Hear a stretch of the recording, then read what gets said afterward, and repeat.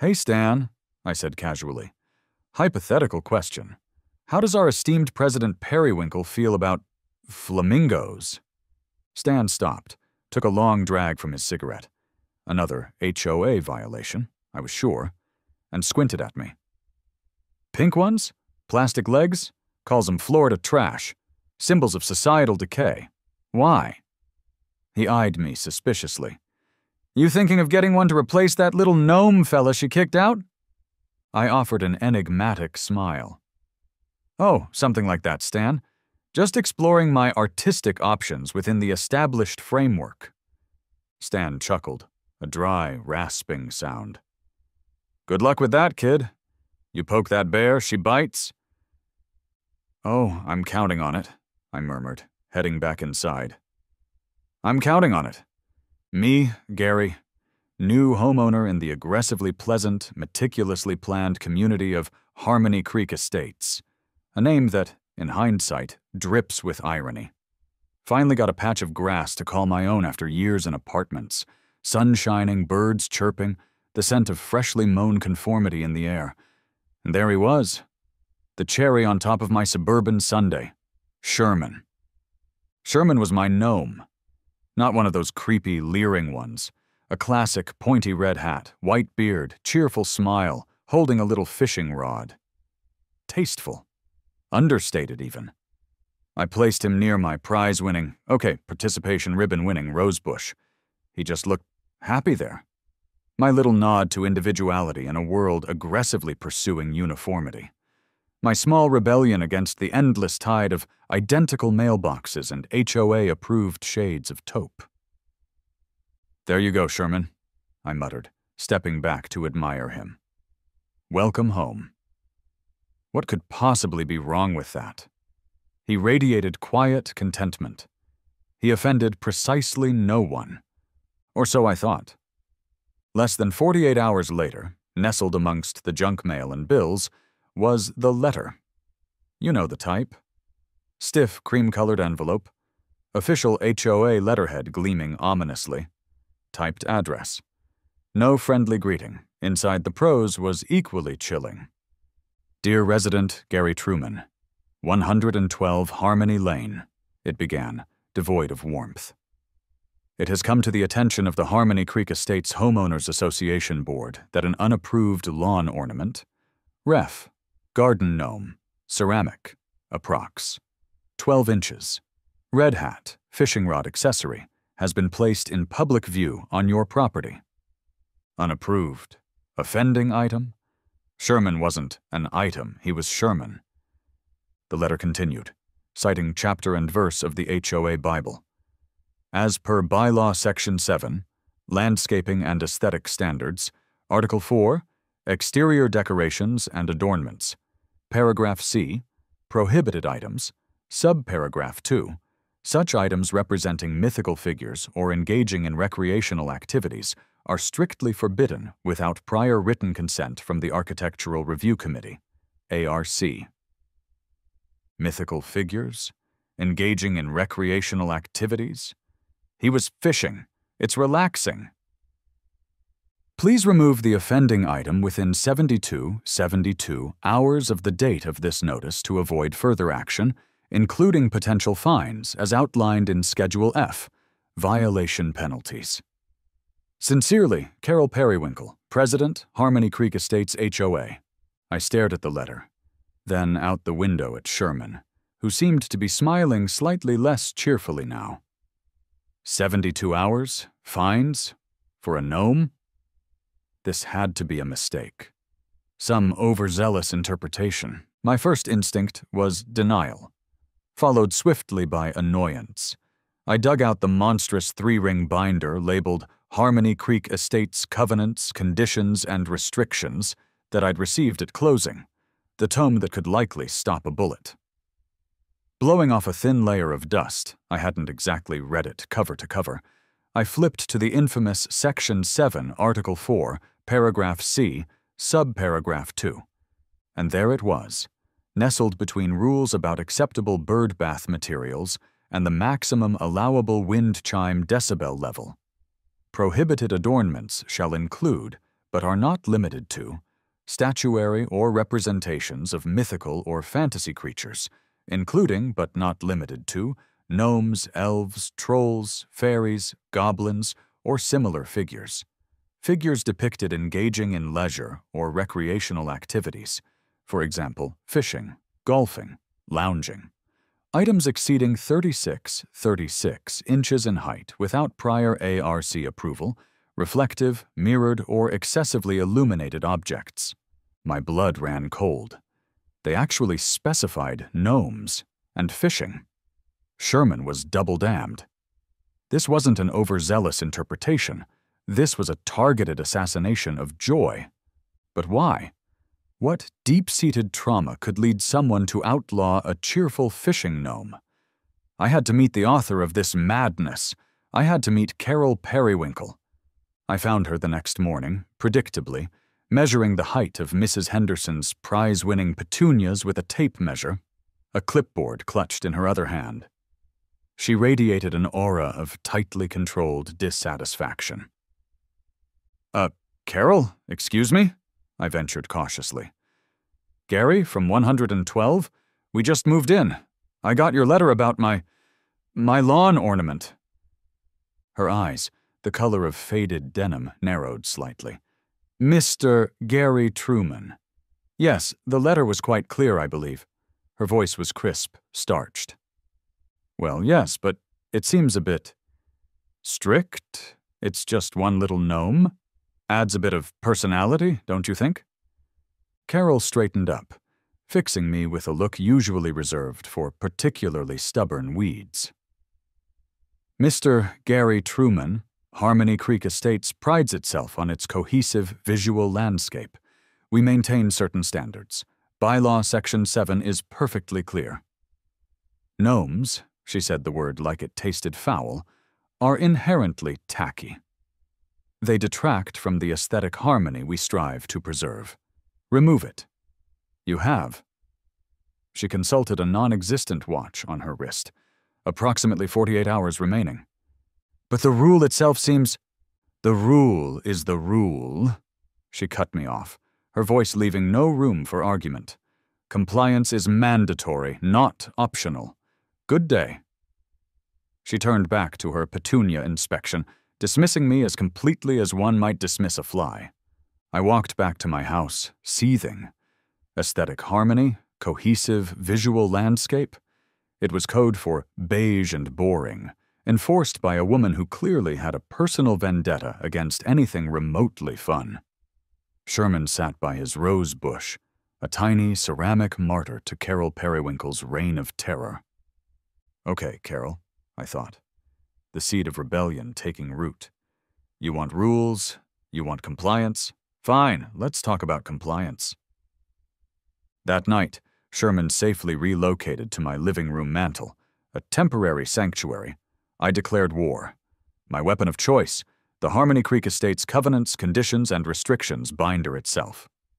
If Carol lived by the letter of the law, then so would I. Fueled by righteous anger and approximately 6 cups of truly terrible instant coffee, I spread the bylaws across my dining room table. Highlighters poised, I dove in. This wasn't just about Section 7 anymore. I read everything. Rules about satellite dish placement must be screened by approved shrubbery. Rules about trash convisibility, only permitted curbside between 6 p.m. Tuesday and 7 a.m. Wednesday. Rules about exterior paint colors, a thrilling palette ranging from off-white whisper to aggressively neutral beige. It was a masterpiece of bureaucratic pettiness, designed seemingly to suck the very lifeblood out of homeownership. But somewhere in this labyrinth of legalese, there had to be a weakness, a loophole, an oversight. Hours passed. My eyes burned. My fingers were stained with fluorescent ink. I cross-referenced clauses. I looked for contradictions. I mentally cataloged permitted and prohibited items like a general preparing for battle. Section 7, Article 4, Paragraph C, Prohibited items. Gnomes, check. Elves, trolls, fairies, check. Fishing figures, check. Reflective spheres, check. Anything over 36 inches, check. Okay. But what wasn't prohibited? My eyes scanned further down the list, past restrictions on artificial turf and garden fountains. ARC approval required, naturally. And then, nothing. The list just ended. It was specific. It named names: gnome, gargoyle, golfer. But it didn't offer a general catch-all, like, or any other items deemed tacky by the board. Wait, could it be? My heart started beating faster. I flipped through the rest of Section 7, then the appendices. Appendix B. Guidelines for temporary and seasonal displays. Talked about holiday lights, white only, maximum 60 days. Inflatable snowmen, prohibited. And wreaths, natural materials preferred. Appendix C. Approved mailbox designs. Nowhere, not a single mention. Of flamingos, pink plastic lawn flamingos. The absolute zenith of kitsch. The symbol of everything Carol Periwinkle undoubtedly despised. They weren't mythical creatures, just endangered taste. They weren't technically fishing or golfing. They were under 36 inches tall. They weren't reflective, unless maybe wet. They simply weren't on the list. Could it be that simple? Had the rule makers, in their zeal to banish Sherman and his pointy-hatted brethren, completely overlooked the pink plastic menace? But wait, there was more. I reread a clause in Section 7, Article 2, General Landscaping Maintenance, that Carol had clearly overlooked in her single-minded gnome hatred. It discussed uniformity. While variety in plant selection is permitted within ARC guidelines, exterior, non-permanent decorative elements should maintain a degree of visual consistency. Displays featuring multiple different types of ornaments are discouraged and may require ARC review. However, multiple installations of a single, identical, approved, or not explicitly prohibited type of ornament used to create a unified theme are generally permissible. My God. They discouraged mixing gnomes and bird baths, but multiple identical items of a single type to create a unified theme? And flamingos weren't prohibited?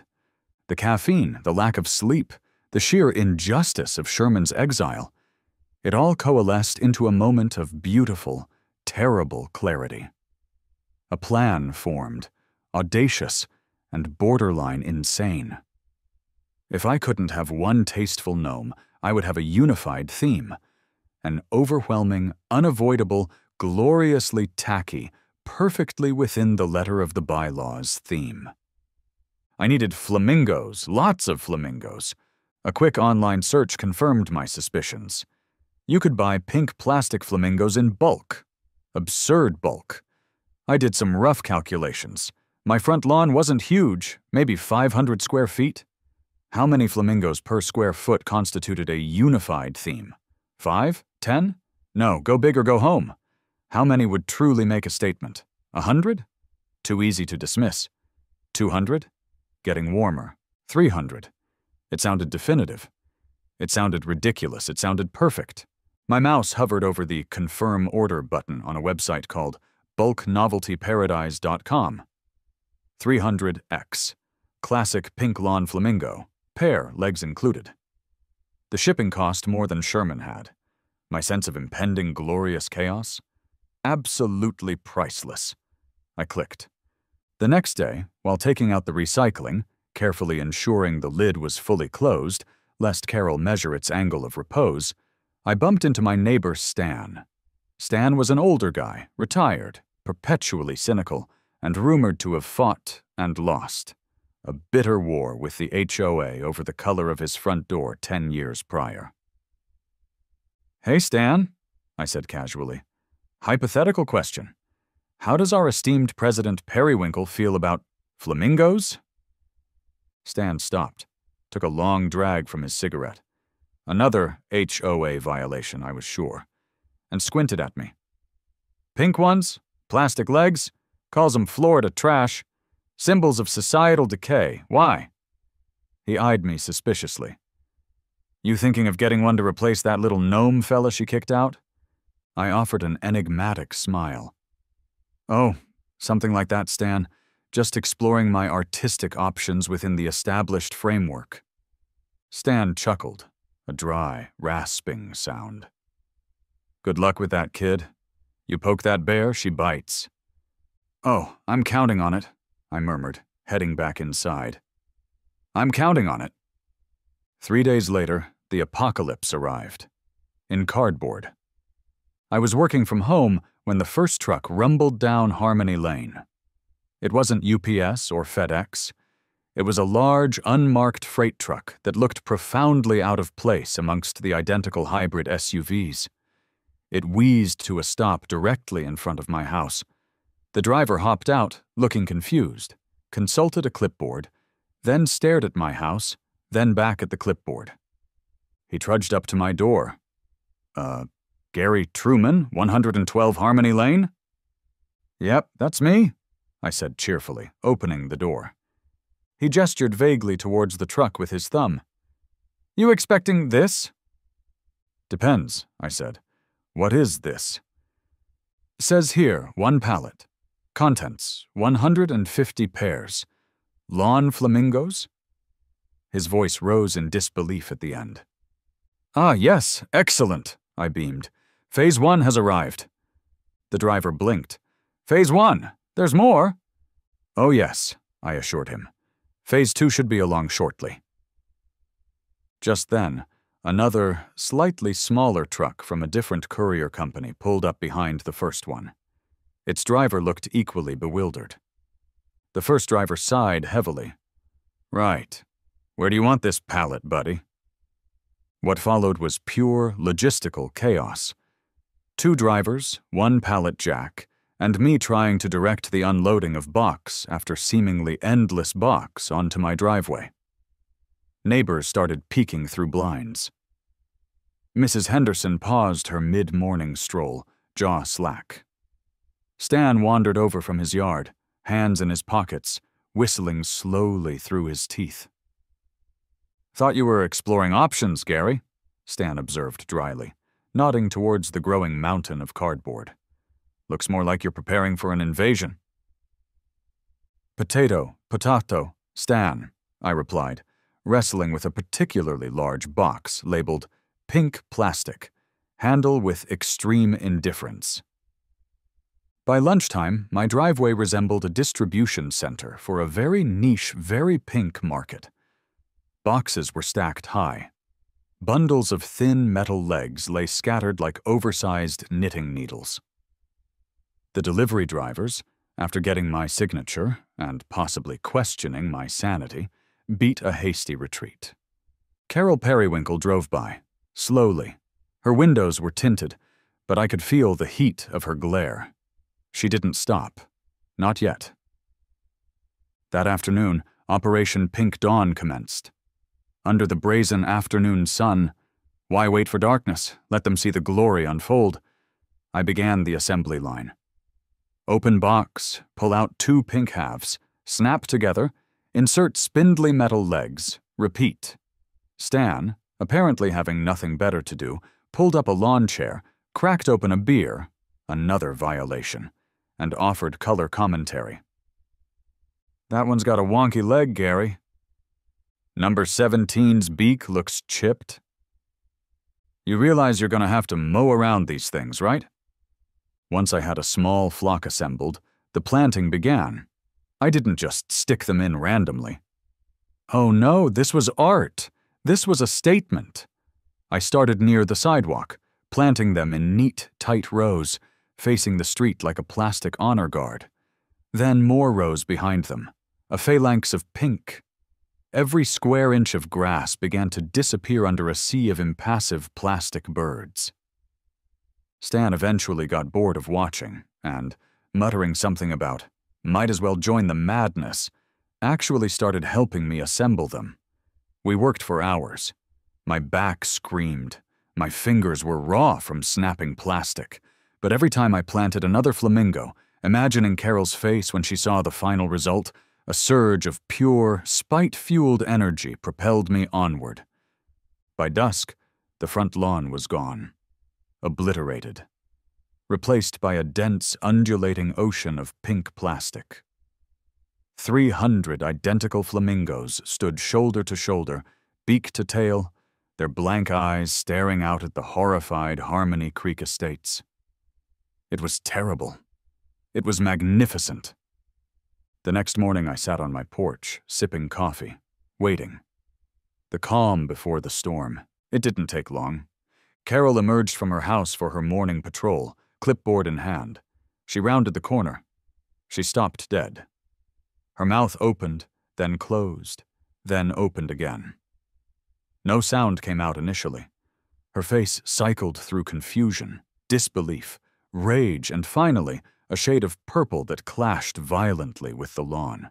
A sound escaped her lips, a high-pitched screech that probably scared birds miles away. She dropped her clipboard and marched across the street, not even bothering with the sidewalk, straight towards my house. She hammered on the door with surprising force for someone her size. "Gary Truman, open this door, right now! What is the meaning of this pink pestilence?" I opened the door, taking another leisurely sip of coffee. "Carol, good morning. Lovely day, isn't it? Hope you slept well. Just enjoying my new lawn display. Isn't it cheerful?" Her eyes bulged. "Display? This isn't a display. It's an abomination. It's visual terrorism. You will remove every single one of these tacky plastic vermin immediately. Do you hear me?" "Remove them?" I feigned surprise. "But why, Carol? They aren't on the prohibited list in Section 7, Article 4, Paragraph C. I checked. Very, very carefully. Remember Sherman? Poor guy was specifically listed. Flamingos? Not a peep. Perfectly compliant."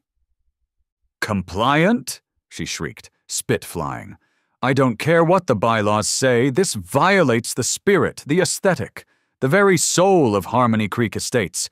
This is an affront." "Ah, but Carol," I said, keeping my voice infuriatingly calm. "We live by the letter of the law here in Harmony Creek, don't we?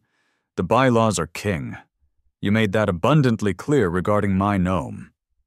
Rules are rules.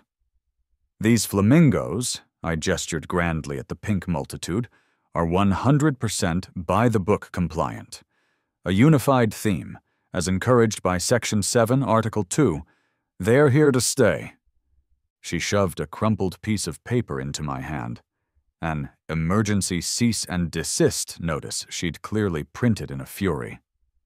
It vaguely accused me of creating a nuisance and violating community standards, but failed to cite a single specific bylaw the Flamingos actually breached. I glanced at it, smiled politely, and folded it neatly into my pocket. "Thank you for the correspondence, Carol. I'll file it appropriately." Predictably, her next move was dialing 911. I could hear her screeching into the phone about visual assault and a hostile environment. Minutes later, a patrol car rolled up. 2 officers emerged, looking wary. They surveyed the scene. Me, calm on my porch. Carol, vibrating like an overwound watch on the sidewalk. And the silent, watchful army of 300 flamingos. "Okay, folks," the first officer began, sighing preemptively. "What seems to be the, situation here this morning?" "Officer," Carol exclaimed, rushing towards them. "Arrest this man. Look at this. It's visual harassment. It's public indecency. He's deliberately tormenting me." The second officer, younger and clearly trying very hard not to laugh, looked from the flamingos to me. "Ma'am, while it's certainly a lot of pink, I don't think deploying lawn flamingos constitutes a criminal offense. Just expressing my artistic freedom within established HOA guidelines, officers," I offered helpfully, holding up my heavily annotated copy of the bylaws, the flamingo loophole page carefully bookmarked. "He's mocking the rules! He's mocking me!" Carol insisted, stamping her foot. The first officer held up a hand. "Ma'am, with all due respect, this is clearly an HOA dispute, a civil matter. You need to take it up with your association board." He turned to me. "Sir, maybe try to, keep the peace?" "I'm always peaceful, officer," I assured him. "Just enjoying my property." The officers exchanged a look of weary resignation, mumbled something about keeping calls for actual emergencies, got back in their car, and drove away. I'm pretty sure I heard muffled laughter as they pulled out of sight. Carol was left sputtering on the sidewalk, momentarily speechless. I gave her a cheerful little wave before retreating inside, leaving her alone with her fury and my 300 silent plastic sentinels. "Round one, Gary, round one." The fallout was immediate. Within hours, notices were plastered around the community clubhouse. "Emergency HOA meeting tonight, 7 p.m. sharp. Agenda item 112 Harmony Lane, urgent." Carol wasn't wasting any time. That evening, the clubhouse meeting room was packed. Standing room only. The air crackled with tension, gossip, and the faint scent of mothballs and simmering resentment. Carol sat at the head table, flanked by the other 4 board members, 3 nervous-looking individuals who clearly just rubber-stamped whatever Carol wanted, and 1 weary-looking treasurer who probably just wanted the budget approved. I took a seat in the front row, clutching my annotated bylaws like a shield. For moral support, I'd slipped a single flamingo leg into my jacket pocket.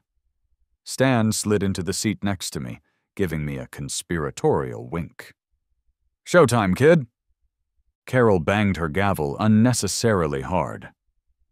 "This emergency meeting has been called," she announced, her voice tight with controlled fury, "to address an unprecedented assault on our community standards, an egregious act of visual blight perpetrated by one individual," she glared directly at me, "who has deliberately flouted the spirit, if not the questionable letter, of our governing documents with this plastic plague." Murmurs rippled through the crowd. Some looked angry, nodding along with Carol. Others looked amused. A few looked intrigued. "Mr. Gary Truman," Carol spat my name out, "do you have anything to say for yourself before the board considers immediate remedial action?" I stood up calmly, clutching my bylaws. "Thank you, President Periwinkle. Members of the board, fellow residents," I began, projecting polite reasonability. "With all due respect, I haven't flouted any rules. As the board is aware from previous correspondence regarding my former lawn ornament, Sherman the Gnome, sadly missed, I was instructed to adhere strictly to the written bylaws." I held up the binder. Following that instruction, I conducted a thorough review. Section 7, Article 4, Paragraph C, clearly enumerates specific prohibited items. Pink lawn flamingos, despite any personal aesthetic objections one might hold, are not on that list. I flipped a few pages. Furthermore, Section 7. Article 2 encourages unified themes using multiple installations of a single, identical, approved or not explicitly prohibited type of ornament. My display, I gestured towards the general direction of my house, consisting of 300 identical non-prohibited flamingos, therefore appears to be fully compliant with the established written framework of Harmony Creek Estates. I sat down. You could hear a pin drop. Then chaos erupted. "It's an eyesore!" shouted someone from the back. "He's right about the rules," countered another voice. Board member #1, the most nervous one, stammered. "But, Gary, 300? Couldn't you have just 1 or 2? "The bylaws specify no quantity limit for permitted identical items, only restrictions on mixing different types," I reiterated calmly. "I am simply operating within the parameters provided." Carol banged her gavel again, her face turning puce. "This is semantics, legalistic trickery. We cannot allow one person to destroy the aesthetic fabric of our community. We'll vote. We'll issue fines for conduct unbecoming." "On what grounds, Carol?" Stan drawled loudly from beside me. "Find the specific bylaw he's violated first. Bylaws aren't based on your feelings."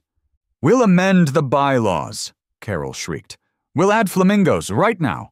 "You certainly have the right to propose amendments for future consideration, following the proper notification procedures outlined in Section 12, I countered smoothly, having already read that section too. But you can't retroactively apply new rules to a display that was compliant when installed. That's not how contracts or HOA governance work. The meeting devolved further. Arguments broke out. Some defended me on principle, if the rules allow it. Others demanded immediate flamingo removal. The board looked lost.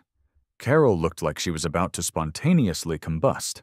Eventually, unable to find firm legal ground to force immediate removal, the meeting adjourned with Carol vowing to initiate the lengthy bylaw amendment process and explore all available penalty options. The fine started arriving the next day. $100, violation, failure to maintain aesthetic harmony. $100, violation, creating a public nuisance. $100, violation, conduct unbecoming a resident. None cited a specific, valid bylaw breach related to the flamingos themselves. I responded formally, in writing, to each fine, politely requesting clarification on the specific bylaw violated by my compliant display and stating my refusal to pay penalties not supported by the governing documents. I CC'd my hypothetical lawyer contact, who sent a slightly more intimidating letter hinting at potential harassment if the baseless fines continued. Meanwhile, #Flamingogate was taking off. People started driving down Harmony Lane just to see the spectacle. Photos popped up on Instagram, Facebook, even local news blogs. "HOA war erupts over pink plastic army," one headline screamed.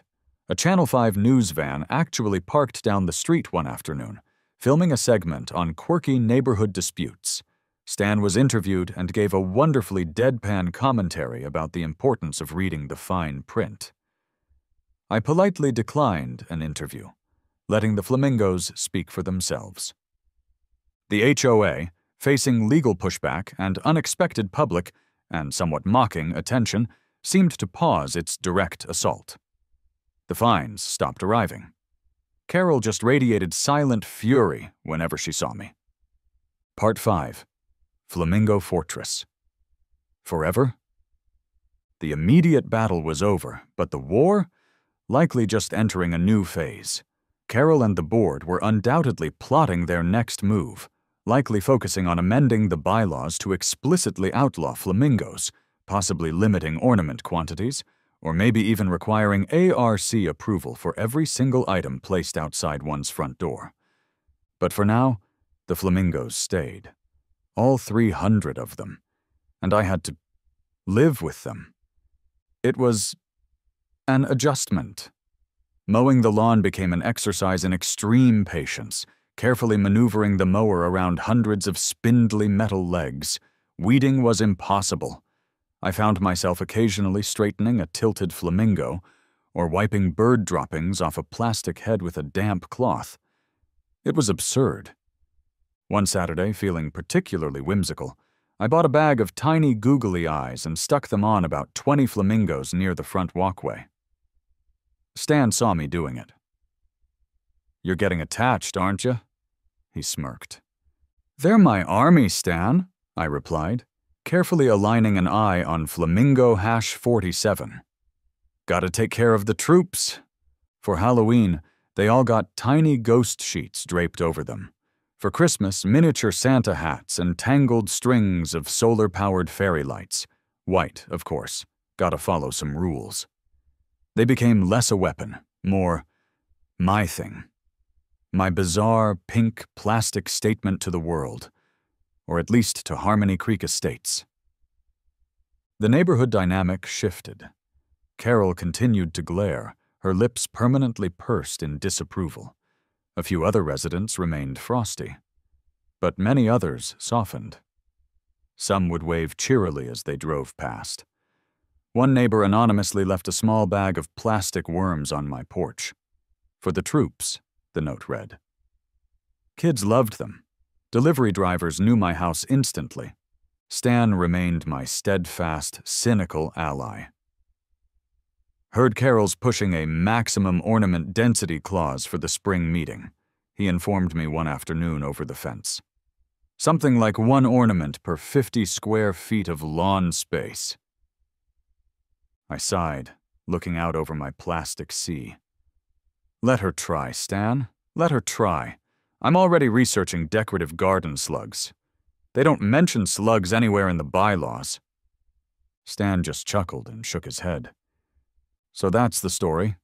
That's how my quest for one simple garden gnome led to my lawn becoming the 8th wonder of the suburban world, a tourist attraction, and Carol Periwinkle's personal pink nightmare. They drew first blood by banishing Sherman. They tried to enforce arbitrary rules based on personal taste, disguised as aesthetic harmony. They pushed. And I pushed back. With 300 flamingos. It wasn't the mature response. It wasn't the reasonable response. But sitting here on my porch, watching the sunset glint off hundreds of identical plastic birds, with Sherman the gnome perched proudly on the railing beside me. Finally home? It feels like exactly the right response. And honestly, they've really grown on me. Especially number 238, near the mailbox. He's got a certain jaunty tilt to his head. Real character. You just can't find that in beige.